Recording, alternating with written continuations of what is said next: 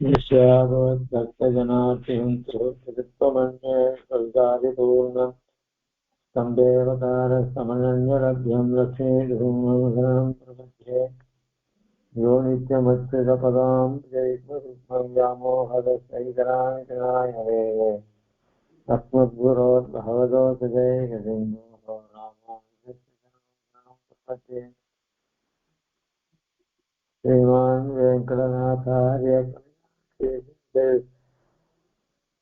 वेदान्ताचार्यवर्यो मे सन्निधत्तां सदा हृदि प्रपद्ये निरवद्यानां निरव्यां गुणसम्पदां शरणं भवदीजानां शरणं श्रीरङ्गे सरेतीं पुनः करुणया तथोऽस्यादिप्रेक्षितं स्यादस्ते नरसिंहकार्यमयत्पदाम्बुजेन्द्रं धान्यक्षान्तिजयादिविष्णुगुणैः भाण्डम्बुदाय श्रीमद्रङ्गसदादियो संशये श्रीमत्श्रीरङ्गपृथ्वीश्वरसदरिपुणः संयमेन्द्रेण दृष्टम् न्यस्तात्मानन्दसिंहे नरहरिजलजिद्योगिने दुःखदाने प्राज्ञं श्रीरङ्गधारिप्रभवेदिपदेः प्राप्तलक्षेदुमास्थानं सेवे यतीन्द्रं सकलगुणनिधिं श्रीरङ्गनाय हरवोपयतीन्द्रश्च लक्ष्मीनृसिंहसविदे करुणैकपात्रं श्रीरङ्गवीरपुराशरोपहृत्यं वेदान्तदेशीं तमहं प्रपद्ये सम्प्राप्त अध्यात्मशास्त्रं नाटकरङ्गभूताख्यात्या कारुण्याश्रीभृङ्मेशकजलविभूमान्ते वावदूगत्तमिदलितारङ्गपूर्णेन सूक्तं वाक्यं नारायणार्यं परमगमनव्याख्याख्यातनीरे श्रीमद्रङ्गसदादिसंयुक्तागमोत्तस्य श्रीमद्गीरघुद्वहातिजलजित्पादारविन्दाश्रयम् श्रीमद्वेदपदं सदेशे काव्ये रङ्गधुरीणसाधनवदं नारायणं श्रीमद्रङ्गधरारि योगिचरणनिष्ठात्मरक्षापरं श्रीमद्रङ्गधरारिविरौराट् लब्धाहमां तद्वयं वीर्याडम्बविवर्जितं स्वगुणैर्वान्तं वन्दे वत्सैभूषणं बुधवरं श्रीकृष्णमार्यं सदा वेदान्तदेशे कडाक्षरद्वत्रय्यन्तसारमणवद्यगुणोदात्म्यं नारायणाख्यं श्रीरङ्गनाथ इति शेखरमाश्रयामः श्रीवत्सचिह्ननिश्चेद्यः नमोक्तिमधीमहे यदुक्ते श्रीकण्ठे यान्ति मङ्गलसूत्रताम्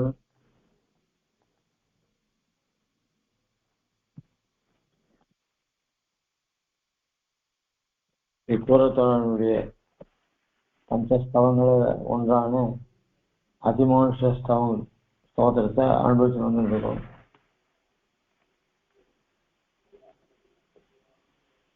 திருவள்ளூர்ல ஆச்சரியமாக தை பிரம்மோத்சவம் ரொம்ப நல்லா நடந்துட்டு இருக்கு. திருவள்ளூர்லயே வாசஸ்தானம் பண்ணிட்டு அங்கேயே இருந்தாலும் ஆச்சரியமா இருக்கும். நேற்று யானை வாகனம், அந்த ஊர்ல வாகனங்களே அழகு. மகான்கள்லாம் பெருமாளுக்கு உயர்ந்த திருவாபரம். அது அந்த மாதிரி திருவாபரம் எந்த திவ்ய தேசம் கிடையாது. தேவப்பெருமாள் கூட கிடையாது. தேவப்பெருமாள் அவருடைய வைபவம் தனி. என்ன இருந்தால் கூட இந்த ராகவனுக்கு விளையாட்டு எழுதி சாய்ப்பார். வைதிகனுடைய ஒரு இது இல்லை ராகவனுக்கு. அங்க தேவைப்படுறதுக்கு அது ஒண்ணுதான் ஏத்தம். மீதி எல்லாம் ஏத்தமும் இங்க ராகவனுக்கு தான் உண்டு.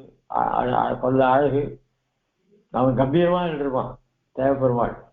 என்ன அவன் யாருக்கும் வணங்காதவன். அவனுடைய திருமுடி சேவிச்சாலே ஒரு கம்பீரமா இருப்பான். இவர் ரொம்ப அசிவனையும் ராமன் எப்படி வசிஷ்டர் பக்கத்துல ரொம்ப வினயத்தரா இருந்தாலும் அந்த மாதிரி சுபாவத்திலேயே ரொம்ப அடக்கமா இருக்கக்கூடிய அவன் சிரிப்பு திருமேனியில. திருவாபரணங்கள் யானை வாகனம் ரொம்ப ஆச்சரியமான வாகனம். யானையினுடைய அந்த வாகனத்தையே அந்த அழகை ரசிக்கலாம். சிற்ப வேலைகள் ஜாஸ்தி. அதுல பெருமாள் ஆச்சரியமா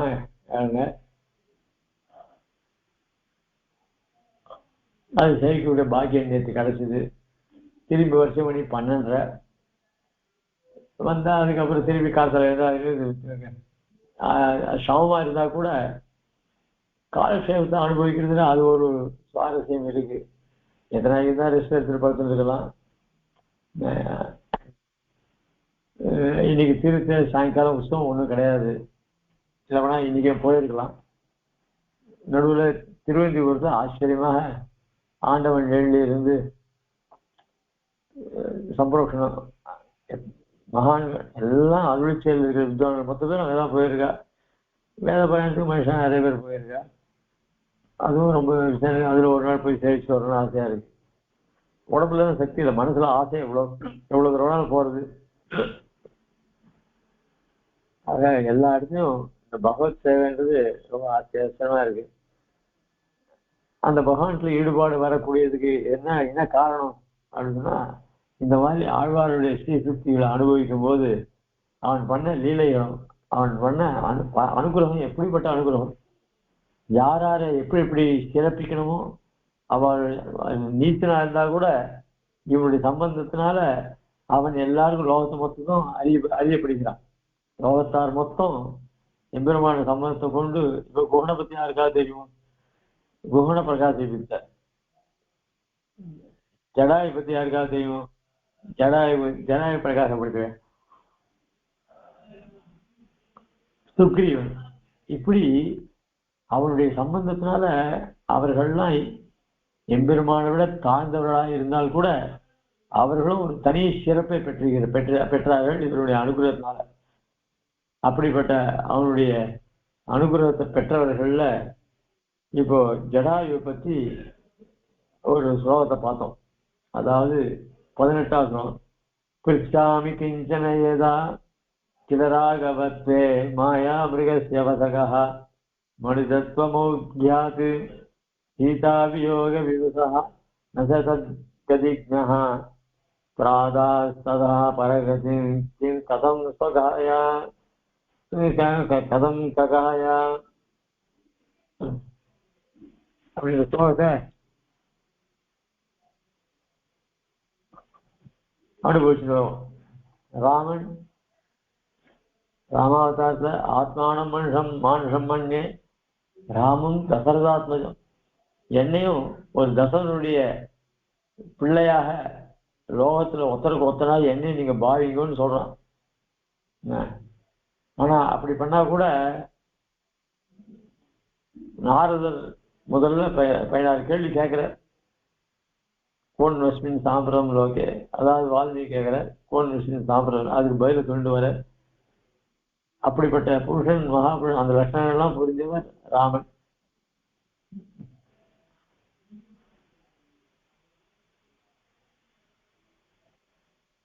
ஆக இந்த குணங்களை புரிந்தவன் அவன் தான் தசரதை குமாரன் சொன்னா.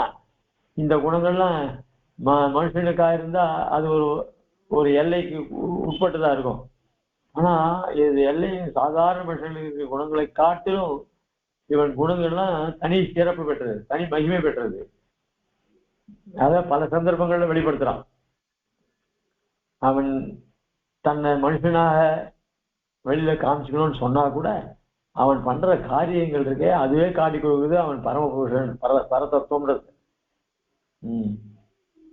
அதுதான் நேற்று அனுபவிச்சுன்னு வந்திருந்தோம்.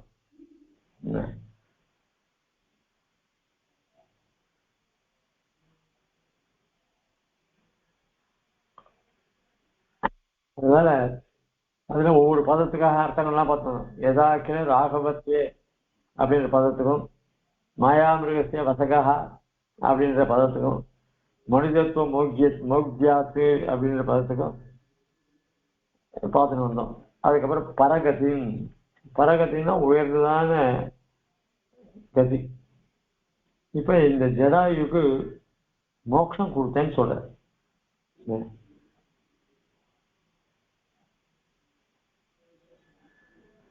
ஜடாயுக்கு மோட்சம் கொடுத்தாருன்னா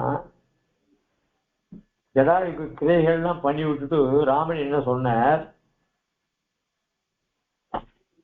நிச்சயம் யாகம் பண்ணிட்டு இருக்காளே அவர்கள் அந்த யாகத்தின் பலனாக என்ன பெறுவார்களோ அதை நீ பெறுவாயாக அப்படின்னு சொன்ன.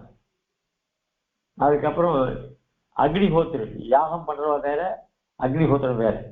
யாகம்ன்றது ஒரு யாகத்தை 20 நாள் 45 நாள் சேர்த்து பண்ணுவார். அதுக்கப்புறம் யாகம் இன்னொரு சமயத்துல பண்ணுவார். ஆனா இந்த அக்னிஹோத்திரம் இருக்காளே இது எப்போ அந்த அக்னி ஆரம்பிச்சாலோ அந்த ஆரம்பிச்சதுலேருந்து ஆகிதா அக்னின்னு பேர். அந்த அக்னி அணையாம நித்தியம் பாதுகாத்து அத்தால கர்மாக்களை சொல்றது அது அக்னிஹோத்திரம்னு பேர். ஆக அவைகளெல்லாம் பண்றவர்கள் எந்த பலனை பெறுவார்களோ அந்த அந்த பலனை பெறுவாயாக அப்படின்னு இதெல்லாம் ஒண்ணு ஒண்ணா சொல்றார். யாருக்கு? ஜடாயுக்கு அவனுடைய கைங்கரியத்தை பண்ணிட்டு. அதுக்கப்புறம் இந்த பிரகிருதி மண்டலத்துல இருக்காளே அவெல்லாம் சில பேர் பக்தியோகமோ இல்ல பிரபத்தியோ பண்ணிட்டு இந்த லோகத்துக்கு வராதபடி சில உபாயங்களை அனுஷ்டிக்கிறாளோ இல்லையோ அவ பண்ற பலனை அவ பெறுகிற பலனை நீ பெறுவாயான்னு சொல்ற.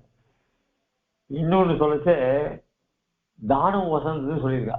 அந்த தானத்திலையும் பூதானம் வசதி. அந்த பூதானம் பண்றவளுக்கு தனி விசேஷமான பலன் சொல்லியிருக்கு. ஆக இவைகள்லாம் சாஸ்திரம் சொல்லுது. இப்படிப்பட்ட உயர்ந்த கதியை நீ அடைவாயாக அப்படின்னு சொன்ன மோட்சத்தை பெறுவாயான்னு சொல்ல, அவரவர்கள் எந்தெந்த கர்மா பண்ணா எந்த பலனாலும் அந்த பலனை அடைவாயாகன்னு சொல்லிட்டு. ஆனா அதுக்கு நம்ம பெரியவா என்ன பண்ணிட்டா, யஜ்யம் பண்றவா எந்த பலனை அடைவாளோ அந்த பலனை அடைவான்னு முதல்ல சொல்றது இல்லையோ, அந்த யஜ்யம்ன்றது பக்தி யோகமும் ஒரு யஜ்யம் தான். அதை விட பிரபத்தி இன்னும் ஒரு யஜ்யம். ஆக அது யஜ்யமாவே சொல்லப்படுகிறது. அந்த ஞாச வித்தியை வரசமர்ப்பணத்தை யஜ்யமாவே சொல்லப்படுது. ஆக அந்த யஜ்யமாகிற வரசமர்ப்பணத்துக்கு என்ன பலன் அப்படின்னா மோட்சம்தான் பலன். ஆக அந்த மோட்சம் தான் கிடைக்கும்னு சொல்லி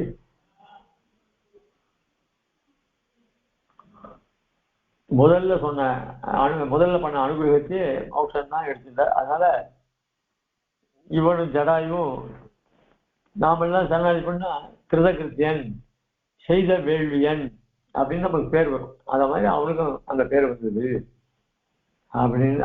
அதனால அங்க நேரடியா சொல்லாட்டா கூட அர்த்தத்தினால அவன் மோட்சத்துக்கு போனான்னு கிடைக்கிறது.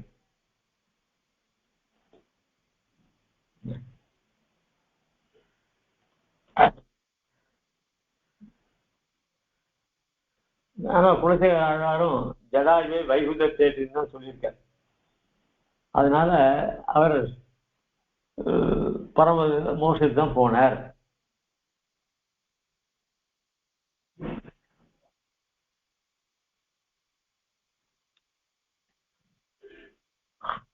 அப்படின்றத அந்த ஸ்லோகத்தை அனுபவிச்சோம். அடுத்ததாக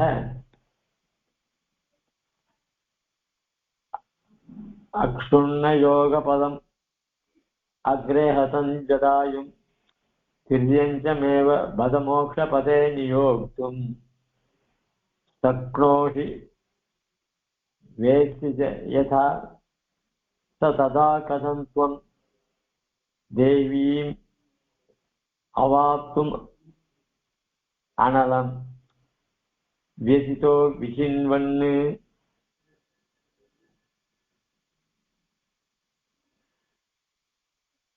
கீழ் ஸ்லோகத்துல கீழே 2 ஸ்லோகங்களால மாரீசன் மாயாமிருகமாக வந்த கதையும்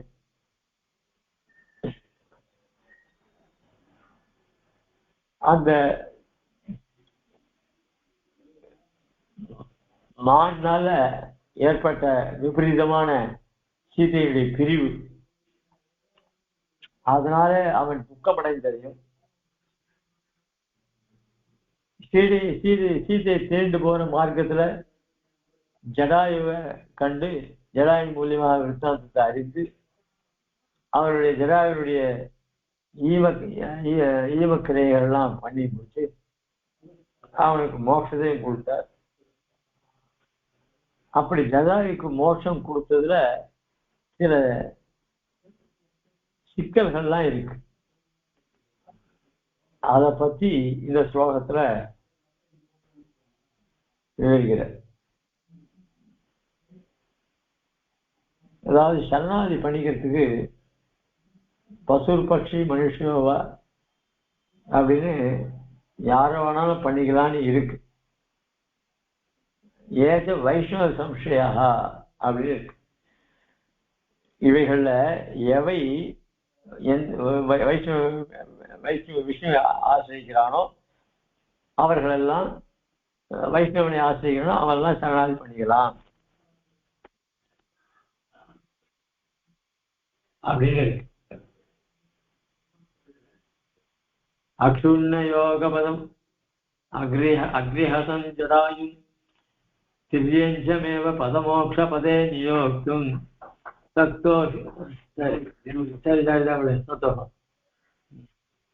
சக்தோஷி வேஷ்டி ஜயதா சதா கதம் துவம் தேவீம் அவாப்தும் அதுலம் அனலம் வெத்தோ விசின்வண்ணு. ஹே பகவன் எம்பிரானே, அக்ஷுண்ண யோக மார்க்கத்தில் பழக்கம் இல்லாதவரும், அக்ஷுண்ண யோகபதம் அக்ரிய தனிப்பதம், அக்ஷுண்ண யோகபதம் யோக மார்க்கத்துல பழக்கம் இல்லாதவர், அக்ரிய ஹதம் முதல் வர்ணத்தவனான ராவணனால் கொலை செய்யப்பட்டவரும், ஜடாயுமேவ ஜடாயுவின் கூட மோட்சபதே மோட்ச மார்க்கத்தில் நியோக்தும் ஏவுதற்கு எதா எப்பொழுது வேத்தி வழியை அறிகிறீரோ சத்தோஷிச்ச திறமையும் வாய்க்கப்பெற்றீரோ ததா அதே நேரத்தில் சத்வம் அதே தேவரில் தேவி சீதா பிராட்டியை விஷின்வண்ணு தேடிக்கொண்டு அவாத்தும் அவளை அடைய அனலம் திறமை வாய்க்க பெறாதவராய் வேசிதா வருந்தினீர். கதம் இது எப்படி பத வியப்பு.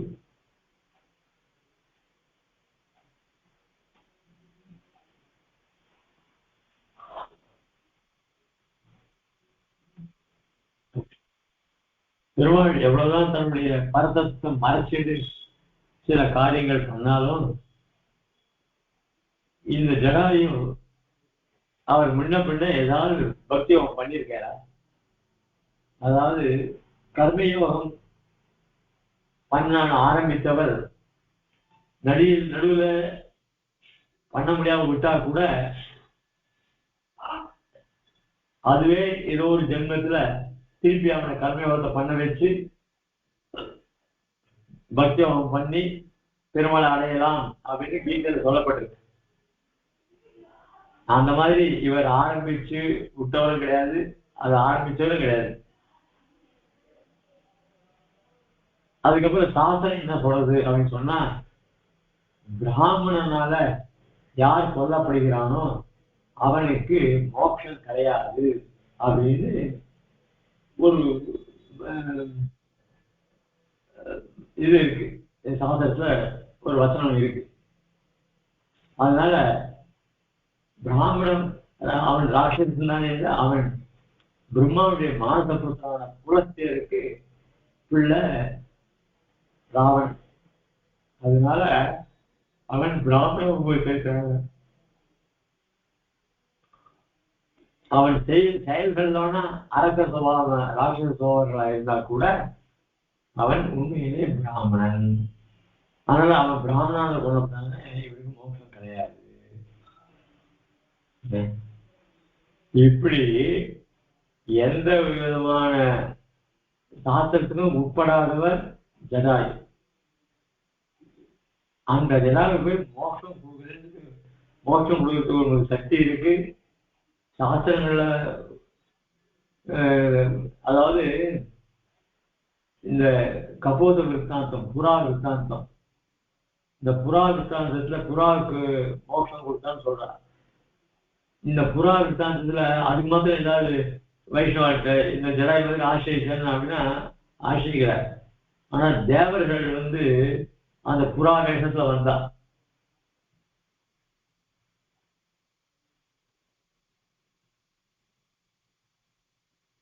அதனால அத்தை கொண்டு தேவர்கள்லாம் கொஞ்சம் வசதியா இல்லையா, இந்த 4 வர்ணத்தை மனுஷனை காட்டிலும் தேவர்கள் வசதி. அதனால அவர்கள் பெருமாள்கிட்ட நேரம் போக முடியும், வர முடியும், எல்லாம் பண்ண முடியும். இல்ல பெருமாள் எங்க அவங்க ஒரு இடத்துக்கு வந்தாரோ அந்த இடத்துல இவ பார்க்க முடியும். இல்ல காளி வைக்கிறதுக்கு போய் பார்க்க முடியும். இவள நேர ஸ்ரீவைகுண்டத்துக்கு போய் பார்க்க முடியாது. அதனால இந்த மாதிரிதான் அவருக்கு சாஸ்திரத்துக்கு உட்படாத ஜடாயுவை மோட்சம் கொடுக்கலான்ற ஒரு சாமர்த்தியம் உங்களுக்கு இருக்கு. நீ உமக்கு ஞானம் இருக்கு, அதை கொண்டு ஆராயலாம், இவனுக்கு கொடுக்கலாமா வேணாமான்னு இருக்கு. எல்லாத்தையும் விட்டுட்டு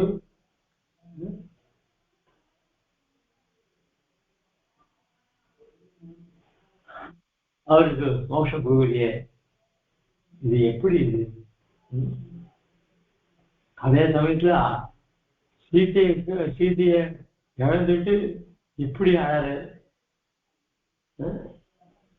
ஏதோ வார்த்தைகள் தான் சொல்றேன். உம தேற்றத்துக்கு இளைய பெருமாள் கூட வரணும். இதெல்லாம் என்ன வியப்பு, எல்லாமே வியப்பா இருக்கு அப்படின்றது நீங்க சாய்கிறது. அது கொஞ்சம் விவரமா பார்க்கணும்.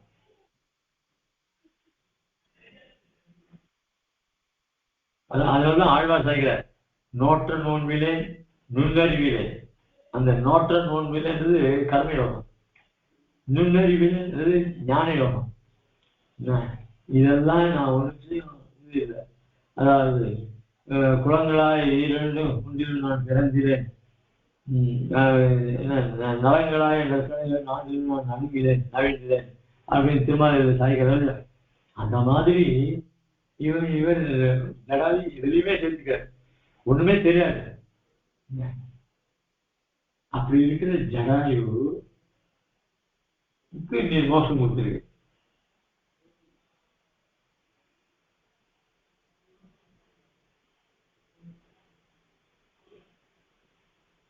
அதுவும் ஜடாயுக்கு மோட்சத்தை பத்தி எதுவும் தெரியாது.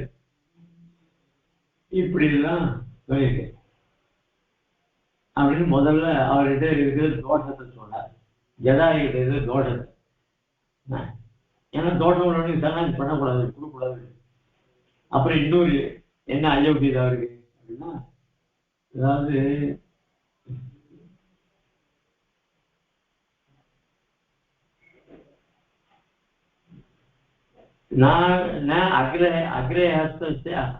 அக்ரே ஹஸ்திய மோகோ அஸ்தி அப்படின்னு ஒரு வசனம் இருக்கு.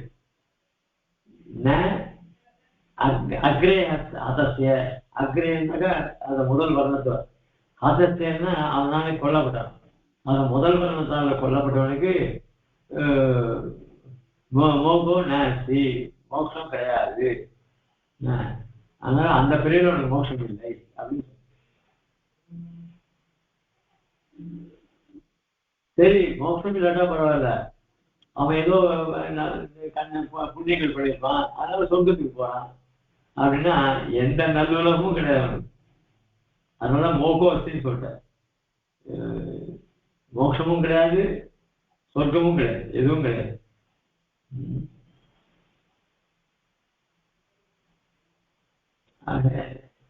அந்த அததான் இங்க ஸ்லோகத்துல அக்ரே ஹாதர்ன்னு சொல்ற. அந்த அக்ரே ஹாதர்ன்றது யாரு அப்படின்னா அவன்தான் ராவணன். ராவணன் யாரு? ராவணன் ராவணனா அப்படின்னா அந்த பிரம்மாவுடைய மானசபுத்திரனாக குலத்தினுடைய பிள்ளை புலத்தினுடைய பிள்ளை விஸ்ரவத்து, விஸ்ரவத்தினுடைய பிள்ளை ராவணன். ஆக இவன் பிராமணன் தான். இது எப்படி தெரியும் அப்படின்னு சொன்னா சீத்தையே சொல்றா. எப்போ அப்படின்னு சொன்னா ராவணன் வேஷம் போட்டுட்டு சன்னியாச வேஷம் போட்டுட்டு வரான். மாறி சேர்ந்து இப்ப ராமன் பட்டம் போட்டாரு, இளைய பிரமாணம் அமுச்சு விட்டா. அப்ப யாரும் இல்லாத பத்திரி அவன் வரான்.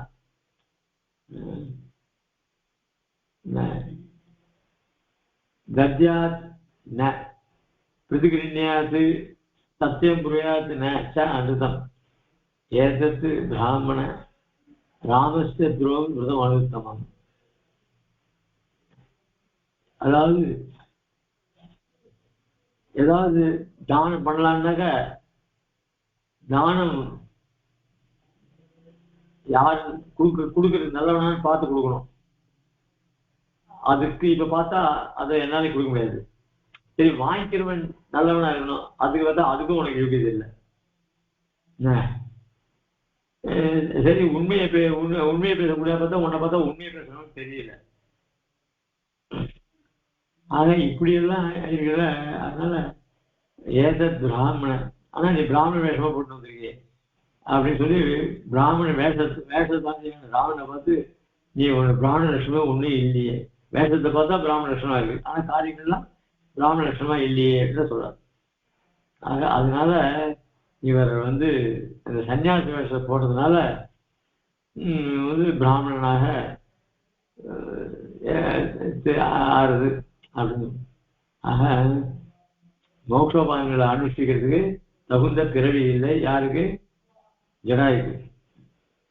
சரி, கபோத வியாக்கியான ஸ்ரீமத் ராமாயணத்திலே கபோத வியாக்கியானம் கபோத கதையை தானே சொன்னார் ராமன். ஒரு பெண் புறா ஆண் புறா, அந்த ஆண் புறா பெண் புறா ஒரு வீடு அஷ்டி போயிட்டான். அப்புறம் குளிர்ல நடுங்கி போய் அந்த ஒரு மரத்தின் அடியில் வந்தா அந்த மரத்துக்கு மேலே இந்த பெண் புறாவுடைய கணவன் ஆண் புறா இருந்தது. அப்போ அந்த ஆண் புறாவை பார்த்து இந்த பெண் புறா, இவன் நம்மகிட்ட சரணாதி வந்திருக்கான், இந்த மழையிலையும் குளிர்லையும் பசியாக நடுங்கி இருக்கான், நீ தீயை மூட்டி அவனுக்கு நீ ஆகாரத்தை கொடு அப்படின்லாம் சொல்லித்த. நம்ம இந்த மரத்துக்கு கீழே வந்தவன் நம்மகிட்ட சரணாதி பண்ண மாதிரி அவனை எப்படியாவது உயிரை விட்டாவது காப்பாற்றணும் அப்படின்லாம் உபதேசம் பண்ணிட்டு அந்த பெண். அப்ப அந்த பெண் புறாவுக்கு மோட்சம் கொடுத்தியே, அது இந்த மாதிரி அதாவது உபாயத்தெல்லாம் அனுஷ்டிச்சதா இல்ல பிராமண வர்க்கத்தை சேர்ந்ததா அப்படிலாம் சந்தேகம் வர அந்த கேள்வி கேட்டாங்க. அது விஷயம் பேருப்பா, அது முன் ஜென்மத்துல பண்ண புண்ணியத்தினுடைய பலனாக இன்னைக்கு ஒரு நல்ல புறாவா விஷயங்கள் தெரிஞ்சுட்டு சாத்விக தன்மையோடு இருக்கக்கூடிய புறா இது. அந்த சாத்விக தன்மை இருக்கிறனால்தான் இந்த சரணாலய பெருமையெல்லாம் தொடரும். இல்ல தேவதைகள்லாம் மாறி வேலை போட்டு வர அந்த ரீதியில வந்திருக்கலாம். ஆக அத்தையும் ஜடாயுதையும் இந்த பட்சியும் ஒன்னா தாக்காத. ஆனா சாண்டில் சொன்ன மாதிரி பசு மனுஷ பக்ஷிவா ஏத வைஷ்ணவ சம்சயாக தேனைவிதே பிரயாசி சத்விஷ்ணோ பரமபதம் சொல்ற பிரகாரம் இவருக்கு முன்னாடியும் வைஷ்ணவ சமாதானம் ஒண்ணும் இல்லை. யாருக்கு? ஜடாயுக்கு. இல்ல முன்பு ஏதாவது உயர்ந்த பிறவியில பிறந்து அதுக்கப்புறம் அதுல உபாசனெல்லாம் பண்ணி அது தடைப்பட்டு போய் அதுக்கப்புறம் அவர் திருப்பி பூர்வ ஜென்ம வாசனை தொடர்ந்து அப்படி ஏதாவது அதுவும் கிடையாது.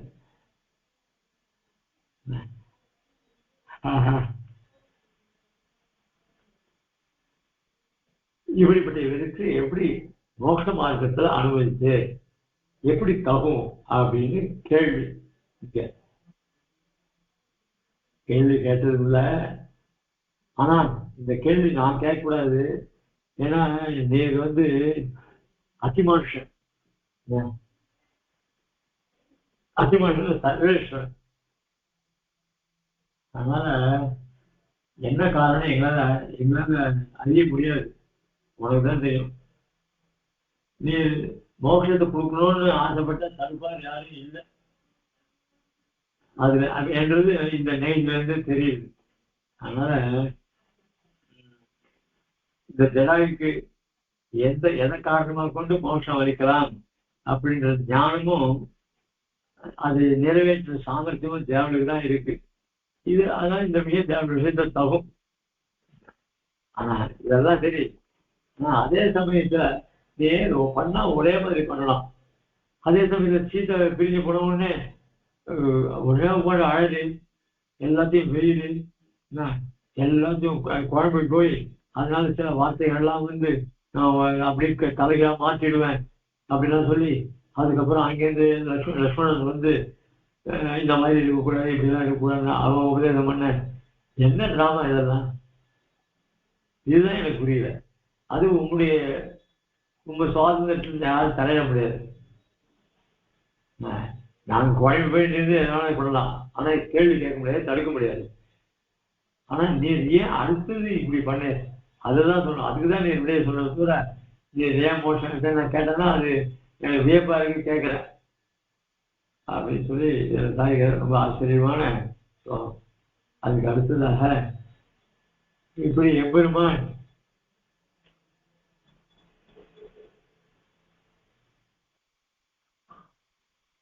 சீத வியோகத்தை பற்றி இப்படி தேர்ந்து வர சொல்லுதானே சுக்ரீவனுடைய சமாகமம் ஏற்பட்டது, சந்திப்பு ஏற்பட்டது. சுக்ரீவன் யாரு? ராமன் எப்படிப்பட்டார்? வாலியை விட சுக்ரீவன் வாலியை விட அதாவது சுக்ரீவனை வாலி ரொம்ப திறமைசாலி. வாலியால பண்ண முடியாது எதுவும் கிடையாது. சுக்ரீவன் ஒண்ணுமே எதுக்குமே லாய் கிடையாது வாலியை பார்க்கும்போது. ஆனா அப்படிப்பட்ட வாலிய சுக்ரீவன் ஓட ஓட விரட்டியிருக்கான். அவன் ராஜ்யத்தையும் வரவிடாமலே பண்ணியிருக்கான். அந்த சுக்ரீவன் இப்ப வந்து பெருமாள்கிட்ட சரணாகி பண்றான். சரணாகி பண்றது மட்டும் இல்ல, சுக்ரீவனுக்கு வாலியை விட சாமர்த்தியம் சக்தி உள்ளவன் இந்த லோகத்துல யாருமே கிடையாதுன்னு ஒரு திடமான நம்பிக்கை உண்டு. ஆனால் யாரை பார்த்தாலும் நம்ப மாட்டான். ராமன் கையில வில்லெல்லாம் வச்சுனா கூட வாலியை விட சாமர்த்தியம் வாலியை போல சாமர்த்தியம் உடையவனான்றது சந்தேகம் தான். அந்த சந்தேகம் வர சொல்லிட்டுதான் ராமனையே பரீட்சை பண்ணான். யாரு? சுக்ரீவன். என்ன பண்ணான்? 7 மரங்களை பாண்டா அடிக்க சொன்னான். அந்த தூந்துபின்ற ஒருத்தனுடைய எலும்பு அத்தை உடைக்க சொன்னான். இப்படியெல்லாம் பெருமாளை பரீட்சை பண்ணான் அவனுக்கு நம்பிக்கை வர்றதுக்காக. பெரும்பாலும் அவன் சொன்னதெல்லாம் கேட்டு நிரூபிச்ச. இது தேவையா? இது அந்த விருத்தாந்தம் சாய்கிற சாலாங்கி சப்த சகிதி சரசா தலான்னு ஏகேஷு மந்த ஜகதா நிரபத்ரயஸ்வம் தேஷ்வேக விவ்யத கிண்ணக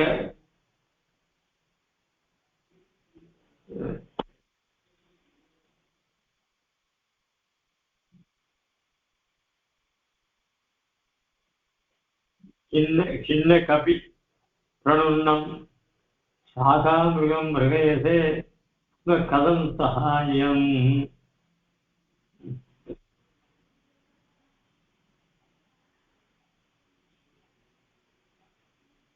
லோகத்துல சாதாரணமா தன்னை விட வலுவான கிட்டதான் நட்பு கொண்டு தனக்கு வேண்டிய காரியத்தை சாதிப்பான்.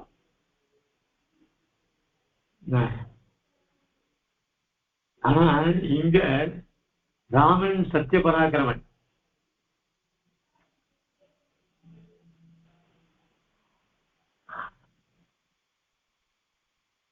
ராமன் சத்திய பராக்கிரமன்னா அப்ப பொய்யான பராக்கிரமம் அப்படி இல்லை. சத்தியம்னா குறையவே குறையாது, ஸ்திரமா இருக்கக்கூடிய பராக்கிரமம்.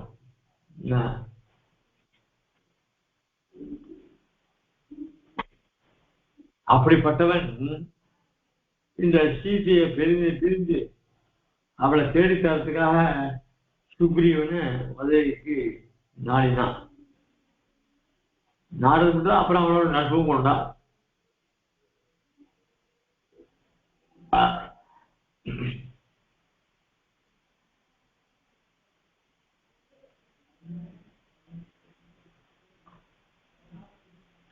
இந்த குரங்கு புத்தி இருக்க அதெல்லாம் எப்பவுமே ஒரே மாதிரியா இருக்கு. என்ன படித்து ராமன் கிட்ட பரிசு பண்ணிச்சு.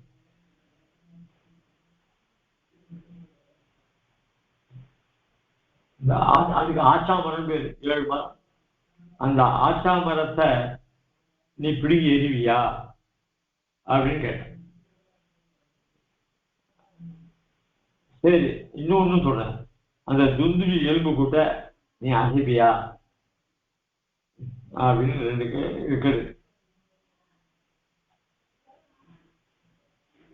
உடனே என்ன பண்ண பெருமாள் பானத்தை எடுத்து அந்த 7 ஆச்சாரங்களை புலஞ்சு எரிஞ்ச. அந்த விற்காந்தத்தெல்லாம் இந்த ஸ்லோகத்து மூலியமா சொல்ற ஆழ்வான். சாலாங்கி சப்த சகிரீன் சரசா தலான்யானு ஏகேஷு மந்த ஜவதோ நிரபத்ரயஸ்வம் தேஷ்மேக விவ்யதன கிண்ண கவி பிரணுன்னம் சாகா மிருகேசே கதம் சகாயம்.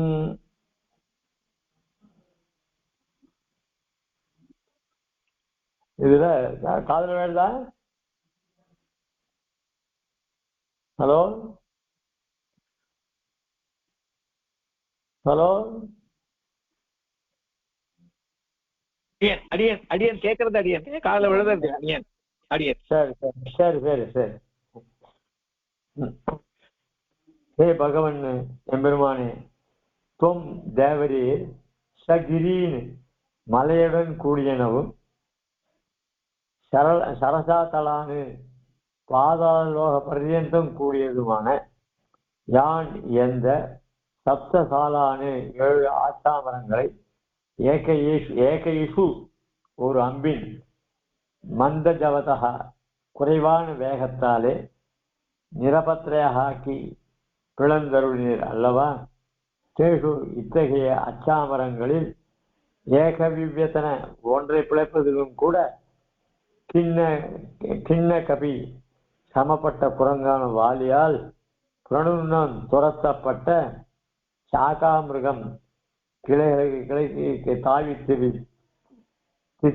தத்தி திரியும் குரங்கான சுக்ரீவனை சகாயம் உங்களுக்கு துணைவனாக மிருகேஸ்ம தேடி பிடித்தீரோ கதை இது எப்படி பொருந்தும். தன்னோட கூட்டு சேர்றதா இருந்தா ஒண்ணு அவனுடைய ஜாதியே அதான் மனுஷ ஜாதினா மனுஷனாவே இருக்கணும். மனுஷன் ஒரு குரங்கு தேடக்கூடாது, அது முதல்ல தப்பு. அந்த மனுஷ ஜாதியிலேயே இந்த பலம் இவனை விட அதிகமான பலம் இருக்கணும். முதல்ல ஒரே ஜாதியா இருக்கணும், மனுஷ ஜாதியா இருக்கணும். அதுக்கப்புறம் சமபலம் இல்லை, அதுக்கப்படியா தன்னோட குறைஞ்ச பலமா இருந்தா கூடாது. தன் பலம் தனக்கு சமமான பலம் இல்லை தனக்கு மேல பலம் கொண்டவனாக இருக்கணும். இது ரெண்டுமே கிடையாது. யாரு? சுக்ரீவன். அப்படிப்பட்ட சுக்ரீவன் கிட்ட போய் சேர்ந்திருக்கிற அது முதல்ல தகுமா? அதுவும் இல்லாத நம்ம பரீட்சை பண்றதுக்கு யாரு? குரங்கு எப்படி பரீட்சை பண்ணுவோங்க? இப்ப நம்ம ஆச்சாரியர்கள் நம்ம ஆச்சாரியர்கள் கூட நம்ம போறோம். நம்ம ஆச்சாரியர்களுக்கு ஏதாவது ஒரு குறைவு, அதாவது மரியாதையிலையோ என்ன நினைச்சுங்க, ஏன் இந்த மரியாதை பண்ணல அப்படின்னு கேட்கிறோம். ஆச்சாரியர் கேட்க சொல்ல, ஆனா நாம கேட்கிறோம் ஏன் குறைஞ்சு போச்சுன்னுட்டு. ஏன்னா அந்த மரியாதை குறைஞ்சு போச்சுன்னா பின்னாட்டு வரவங்களுக்கு அதே தான் ஆயிடும். அதுக்காக நம்மளுக்கு இழக்கக்கூடாது அப்படின்றதான் பண்ணிட்டு இருக்கோம். அத மாதிரி பரீட்சை பண்றதுக்கு யோகியதை போகணும். அவன் யோகியதே இல்லாத பரீட்சை பண்றான். அதுக்கு பெருமாள் உடனடியா போய் இப்போ அவருக்கு சிஷ்ய கூட்டங்கள் இருந்தா இன்னும் ஆயிட்டு இருக்கோம். யாரா எங்க ஆச்சாரியன் நீ பரீட்சை பண்றியா அப்படின்னு சண்டைக்கு போடுவான் சிஷ்யர்கள்லாம். லக்ஷ்மணனும் தமிழ் அவர் மீறி பண்ண எதுவும் பண்ண மாட்டான். அப்படி இருக்கிற ரீதியில தன்னோட ஒத்து இல்லாதவனும் தனக்கு கீழே தகுதி அற்றவனா தன்னை விட குறைந்த சக்தி உள்ளவனா இருக்க குரங்கு ஜாதி கிட்ட அடிபணிஞ்சு போயிருக்க பெருமாள். இது தகுமா? இது எப்படி பொருந்தும்? அதுவும் அந்த குரங்கத்துக்கு என்ன பேரு? சாகாமிருகம்னு பேரு.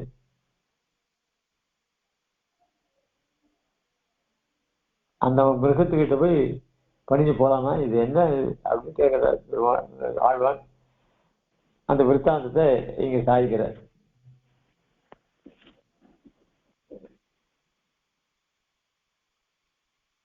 சாலாங்கி சப்த பகிரி சரசா சலாது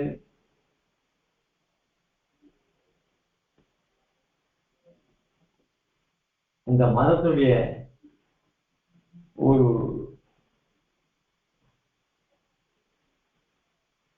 இது எப்படி அப்படின்னா விசிஷ்டோ பலவதா பானஹ ஸ்வர்ண பரிஷ்கிருதா வித்வா சாலான் கிரி பிரஸ்தம் சப்தபூமி விவேசः பிரவிஷ்ட பூதேன வித்வா மகாஜவः நிஷ்கர்ஷித புனஸ்தூர்ணம் பூர்ணே புனராவிஷத் அப்படின்னு அந்த பாடத்தை விட்ட உடனே அந்த மரங்கள் எல்லாம்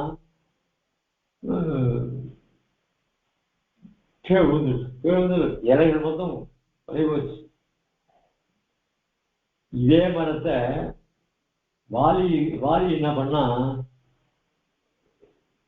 ஒரு பரிசு வச்சான்.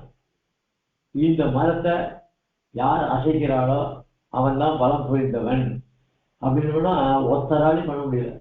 வாலி மாத்திரம் என்ன பண்ண அந்த பல தரம் பயிற்சி பண்ணி அதுக்கப்புறம் ஒரு மரத்தை வளைச்சு விட்ட வேறோடு பிடிக்க கூட. இப்படிதான் சில கதைகள் இருக்கு. இது சுக்கிரவனே சொல்லி வரான். வாலி அப்படிப்பட்ட வலிமையை பொருந்தியவன் அப்படின்னு லக்ஷ்மணன் கிட்ட சொல்லிட்டு வரான். அப்போ லக்ஷ்மணன் ஒரு கேள்வி கேட்கிற, கஸ்மின் கர்மணி நிவர்த்தே சத்தையா வாலினோ வதம்.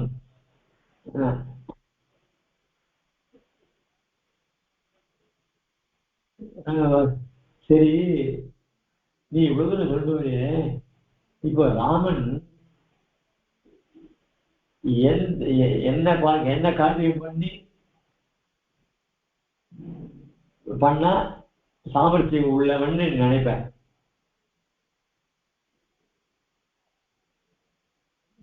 அப்படின்னு லட்சுமணன் கேட்ட. ஒரு தமிழ்நாடு வாரியை கொள்றதுக்கு ராமன் தன்னுடைய திறமையை நிரூபிக்கிறான். எப்படி பண்ணா நிரூபிப்ப அப்படின்னு கேட்டார். யாரு? லக்ஷ்மணன். அப்பதான் சொல்றான், இந்த 7 மரங்கள் எல்லாம் தள்ளணும், சுத்தி தள்ளணும் பானத்தினால. அப்பதான் இவர் சாமர்த்தியம் உள்ளவர் நான் நம்புவேன்.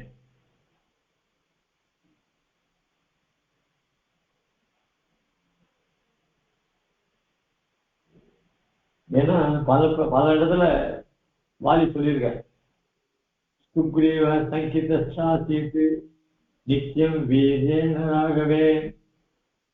இந்த வாலியினுடைய பராக்கிரமத்தை சுக்ரீவன் நினைக்கும் போது யாரை பார்த்தாலும் வாலியை விட குறைச்சலாவே இருக்கதான் தெரியுது. அதுதான் மனுஷனுடைய இயற்கையான இது.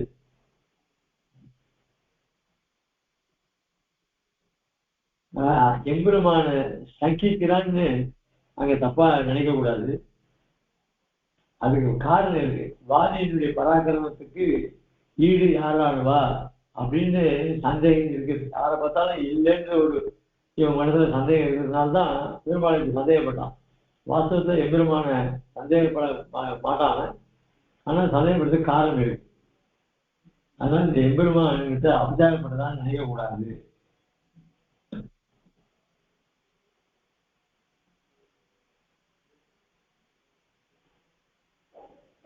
இப்படி சுக்ரீவன் பயப்படுறதுக்கு காரணமும்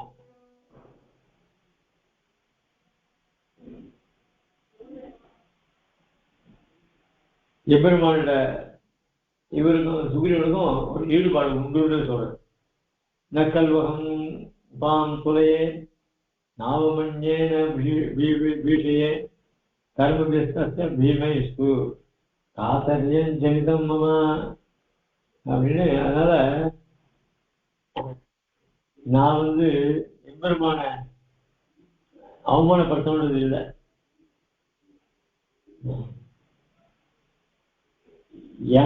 எனக்குள்ள ஒரு பயம் இருக்கு. அந்த பயத்தினால்தான் நான் இவ்வளவு இப்படிதான் நடந்துக்க வேண்டியதா இருக்கு அப்படின்னு. அதிஸ்னேகா பாபசக்தின்னு ஒரு வசனம் உண்டு. அந்த மாதிரி ரொம்ப அதிகமான ஸ்நேகம் கொடுத்துன்னா அவனுக்கு என்ன வந்துருமோ. எம்பெருமானுக்கு எந்த விதமான அவதியும் வரக்கூடாது. அதனாலதான் அவர் பரீட்சை பண்ணாங்க அப்படின்னு சொல்லி சொல்றான் சுக்ரீவன்.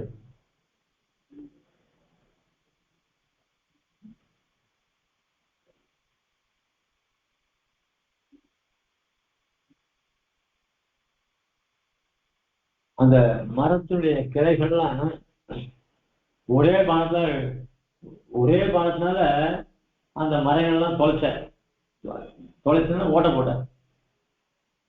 அந்த ஓட்டையிலேருந்து புறப்பட்டு அந்த ஓட்டைகள் அதுல காற்றெல்லாம் உள்ள புகுந்து அது சத்த சொல்ற மாதிரி ஆயிடுதான். ஒரு பாட்டே பாடுற மாதிரி ஆயிடும். அப்படின்னா அந்த அந்த ஸ்லோகத்துல ஹீன்னு ஒரு இருக்கு பாருங்க. அதாவது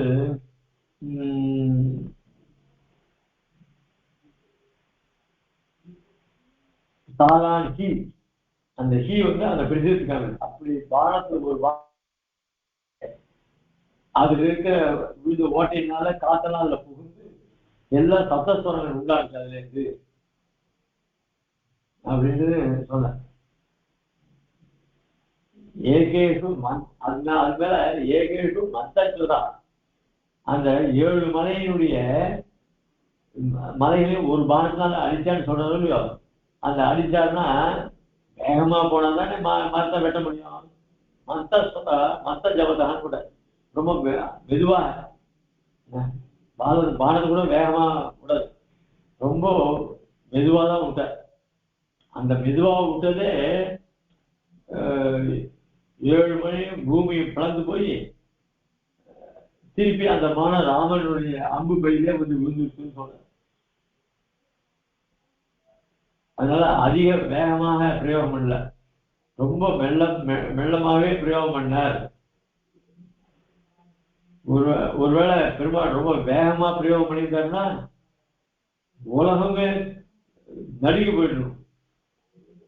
இந்த 2 மலை, இந்த 7 மலை நடந்ததுக்காகவே பெருமாள் ரொம்ப மெதுவாக விடுறார்.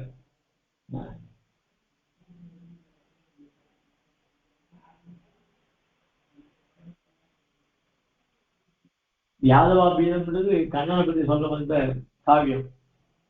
அதுல சுவாமி தேசிகன் இந்த விருத்தாந்தத்தை சொல்லி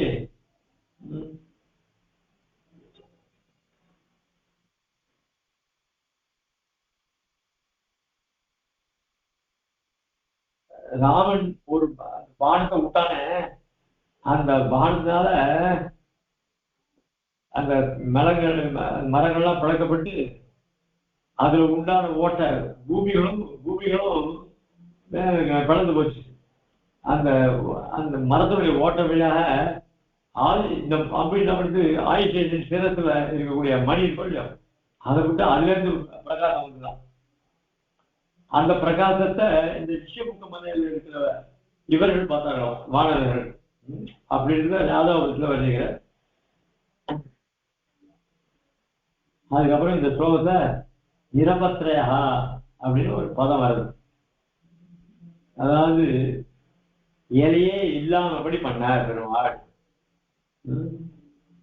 நிரபத்ரேகி பிளந்தருணார் மரத்துல. அதாவது சாதாரணமா காற்றடிச்சா மரத்துல பழுத்த கீழே விழுந்துடும். அத மாதிரி வாலி என்ன பண்ணா அந்த மரத்தை ஆட்டி ஆட்டி ஆட்டி ஆட்டி ஆட்டி ஆட்டி அப்புறம் பிடிங்க இருந்து போட்டான். ஒரே பிடுங்கல்ல அவனால எடுக்க முடியல. அதனால எத்தனை தரம் ஆட்டி ஆட்டி பண்ண முடியுமோ அத்தனை தரம் பண்ணி அப்போ இந்த ஆட்டச்சே அந்த பச்சை இலையில கீழே விழுந்துதான். இப்போ காத்தடிச்சா பழுத்தலை கீழே விழணும் சகஜம். ஆனா வாலி மெதுவா மெதுவா அசைச்சு பார்த்து அந்த மெது அசைவுனால மரத்தினுடைய பச்சை இலைகள்லாம் கூட கீழே விழுந்தது.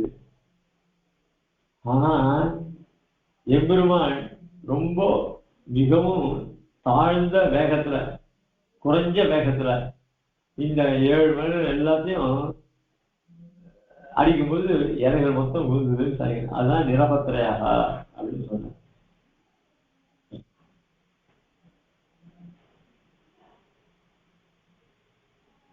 அதுக்கு மேல இந்த ஸ்லோகத்துல பதங்களுடைய அர்த்தங்கள் தான் ரொம்ப விஷயம். ஏக திவ்யதன சின்ன கவி பிரணும்னம் அப்படின்னு ஒரு பிரணும்னம் அப்படின்னு அது துரத்தப்பட்டது. வாலியினால சுக்ரீவன் துரத்தப்பட்டிருக்கான்.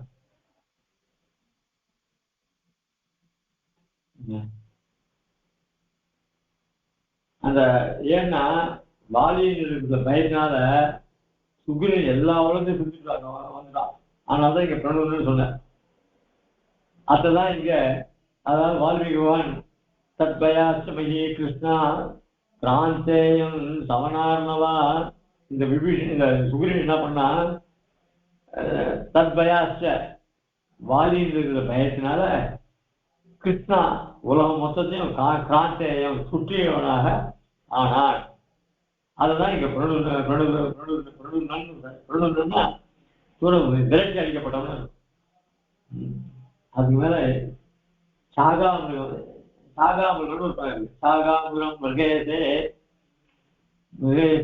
கதம் சகாயம்.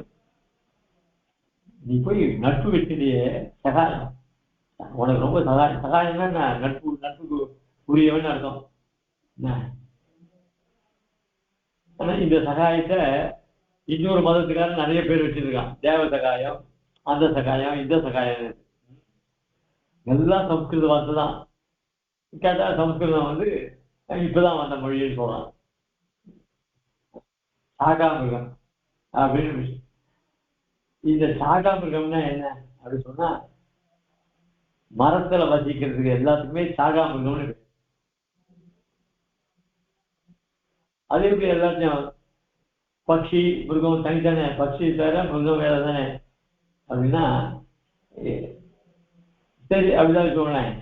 அதாவது மலையில இருக்கக்கூடியதுக்கு சாகாமிருகம், மலையில் இருக்கிற சாகா பட்சின்னு வச்சுக்கோங்க, சாகா பட்சின்னு வச்சுக்கோங்க அப்படின்னு சொன்னா கூட அது வித்தியாசம். இந்த பறவைகள் என்ன பண்ணும், அதுங்களும் மரத்துல தான் தங்கிறது. ஆனா குச்சிகள் எல்லாம் கொண்டு ஒரு கூட்டை அமைச்சு அந்த கூட்டுல தங்கிறது. அந்த கூடு எங்க இருக்கு, மரத்துல இருக்கு.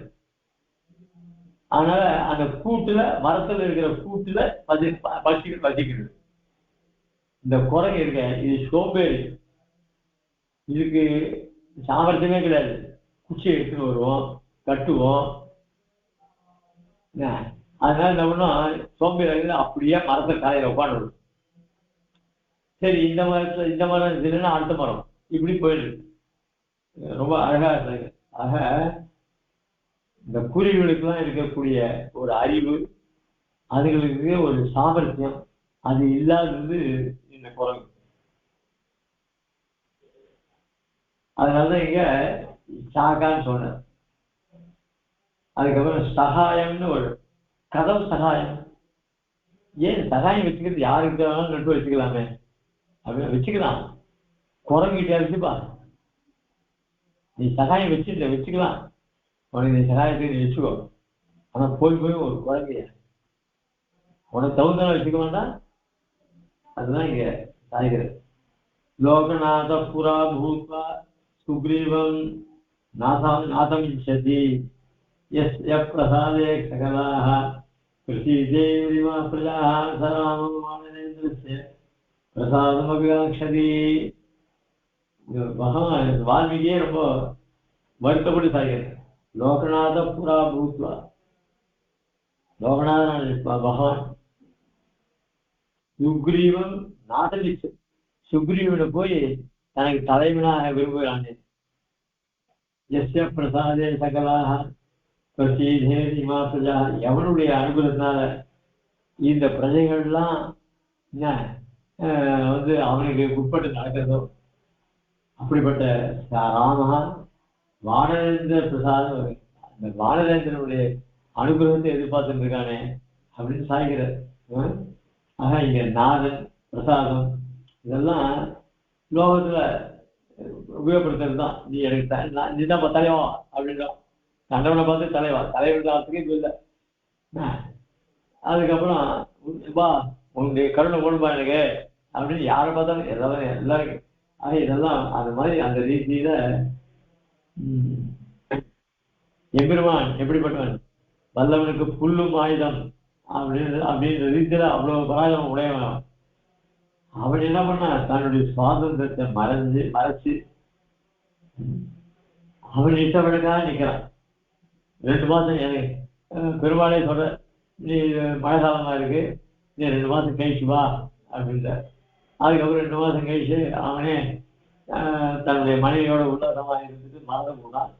அதுக்கப்புறம் லட்சுமணன் நினைச்சு இது பண்ணார். இப்படியெல்லாம் தன்னுடைய காரியத்தை நடத்திக்கிறதுக்கு பெருமாள் அவனை ஆள் அனுப்பிச்சு இவனை அனுப்பிச்சு கூப்பிட்டு எவ்வளவு அவங்ககிட்ட கெஞ்ச வேண்டியதா இருந்தது.